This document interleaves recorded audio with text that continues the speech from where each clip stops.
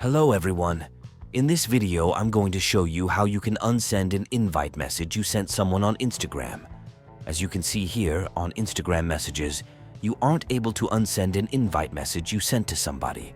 So follow these steps, and I will guide you on how you can manage to do that. First of all, open your browser and go to Instagram.com.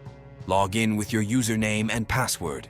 I'm already logged in, so let's go ahead and click on Messages here.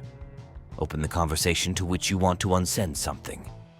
Now, you need to click on the message you sent, and then 3 little dots will appear next to the text. Click on the 3 little dots and hit Unsend.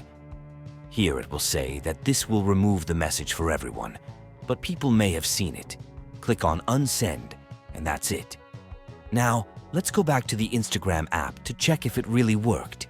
As you can see, it's already gone. So that's it. I hope this worked for you, and as always, if you have anything else, please leave me a comment and I will get back to you.